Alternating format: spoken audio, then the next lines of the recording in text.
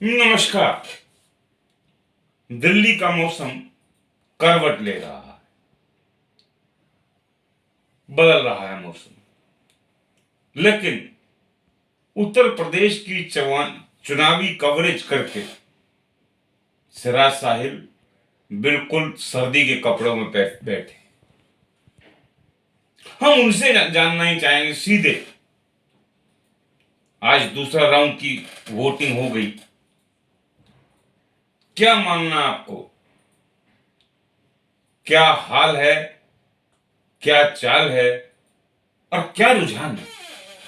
देखिए, उत्तर प्रदेश में जिस तरीके से किसान आंदोलन को लेकर और पश्चिमी उत्तर प्रदेश में खास तौर से किसान भाई लामबंद हुए और हिंदू मुस्लिम की जो एकता को 2013 में बट्टा लगा था और दोनों जाट समुदाय और मुस्लिम समुदाय के बीच एक नफरत की दीवार खड़ी हो गई थी। उस दीवार को राकेश टिकैत और जयंत चौधरी ने ढहाने का काम किया। भारतीय जनता पार्टी के नेता अमित शाह हो, चाहे मुख्यमंत्री योगी आदित्यनाथ हो, चाहे मोदी जी ही क्यों ना हो, इन लोगों ने काशी और मथुरा का मामला उठाकर जाट समुदाय को अपनी तरफ आकर्षित करने का प्रयास किया और ज़्यादा से ज़्यादा जाट लोगों को टिकट भी दिए ताकि जो है उनकी नुमाइंदगी के नाम पे जाट वोट को भारतीय जनता पार्टी के पक्ष में किया जा सके।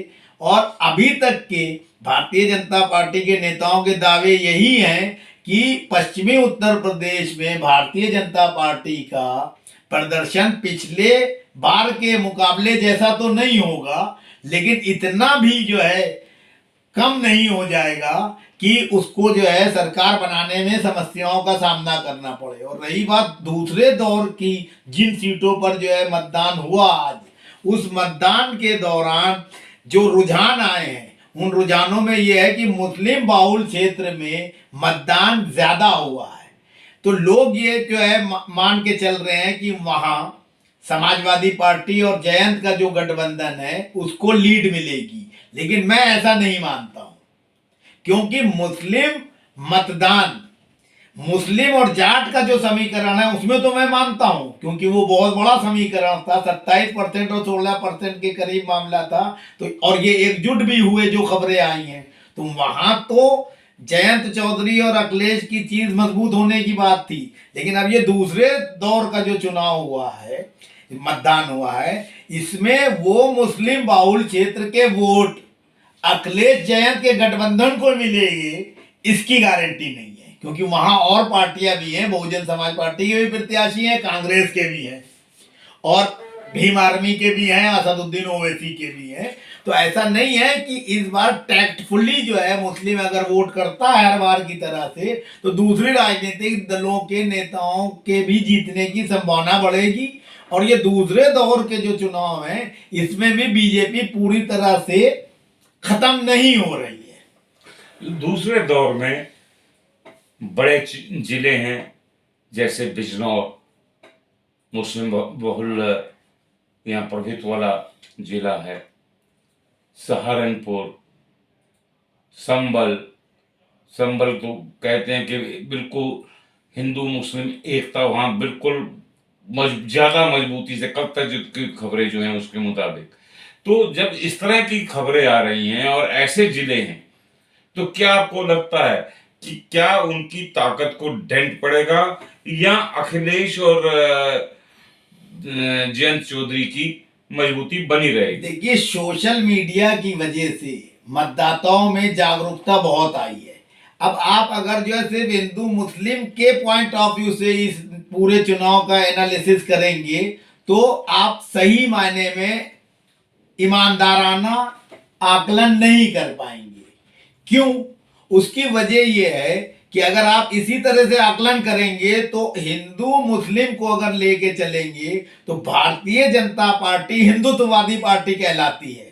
समाजवादी पार्टी और अखिलेश यादव और जयंत चौधरी जो है भाईचारे की बात कर रहे हैं, कांग्रेस भी सेकुलरिज्म की बात करती है, मायावती जातिवाद की बात करती है। तो अगर आपकी बात को ही देखा जाए तो जहां पे जो है मायावती की दलित जाति का प्रत्याशी दलित होगा, या जहां मुस्लिम दलित कॉम्बिनेशन है, तो वहां तो फिर कैंडिडेट जो है बकौल आप लोगों के एनालिसिस किए तो वहां वो जीतेगा। जहां कांग्रेस का जो है होगा वहां वो जीतेगा, जहां समाजवादी और जयंत का होगा वहां वो जीतेगा, जहां कहीं असदुद्दीन ओवैसी का और दूसरी पार्टी का गठबंधन जिनसे उनका हुआ है वहां वो जीतेगा।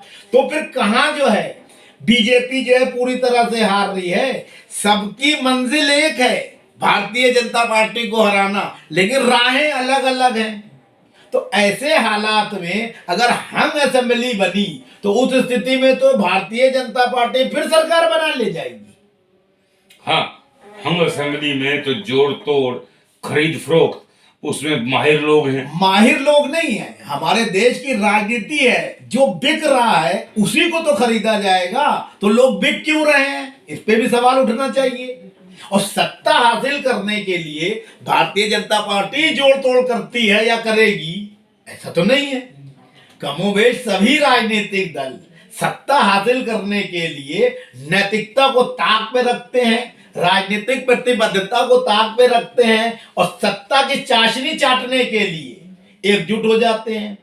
भारतीय जनता पार्टी तो यह भी कर सकती है कि अखिलेश के गठबंधन को रोकने के लिए अगर मायावती की ठीक ठाक सीटें आ गई, जैसा कि एनालिसिस दिखा रहे हैं कि बिल्कुल नहीं आ रही हैं, अगर आ गई तो मायावती की कम सीटें होते हुए भी भारतीय जनता पार्टी उनको मुख्यमंत्री 5वीं बार बना देगी।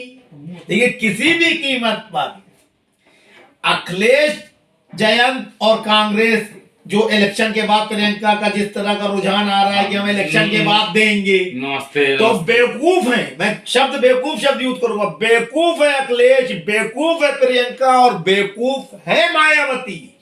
क्योंकि सबका मकसद जब भारतीय जनता पार्टी को हराना है तो इलेक्शन से पहले ऐसी रणनीति बनाना चाहिए कि भारतीय जनता पार्टी को नेस्तनाबूद किया जा सकता था।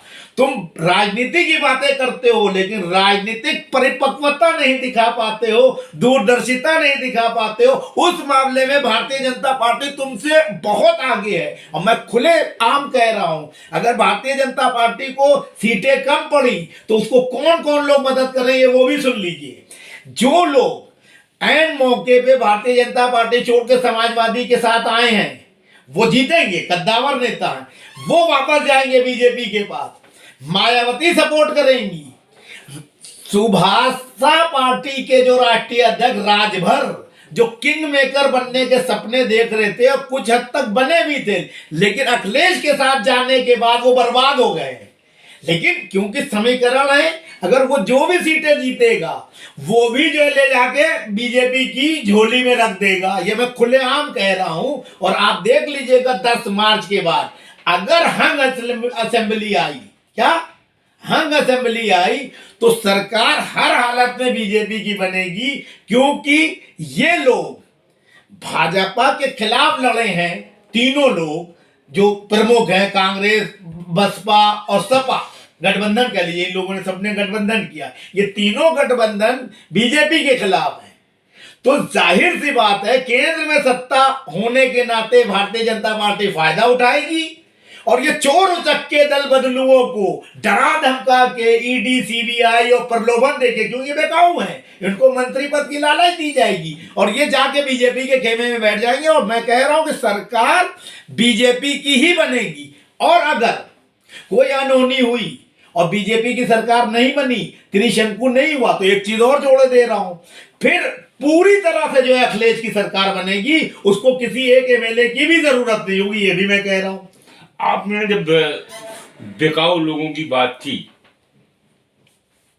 तो असदुद्दीन ओवैसी का नाम तो आपने लिया, लेकिन आपने ये नहीं कहा क्या उनके कोई एमएलए आएंगे और अगर आएंगे तो बिकेंगे।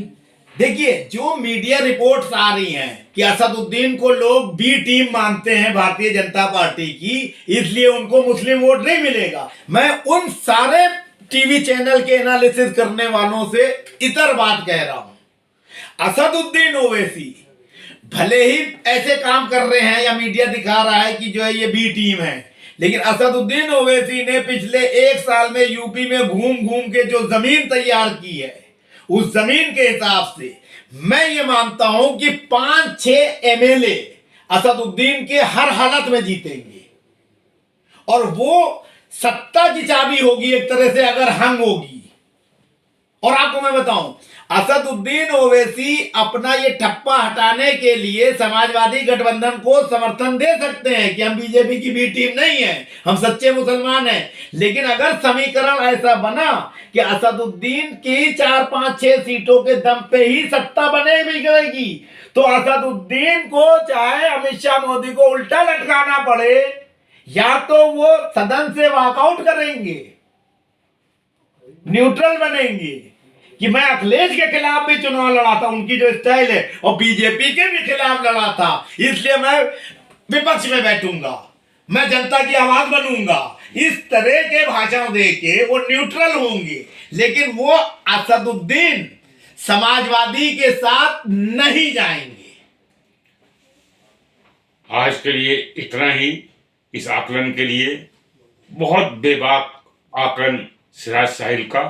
हम मिलते रहेंगे, बिल्कुल मिलते रहेंगे इसी तरह से अजगर भूमि पर। नमस्कार। नमस्कार।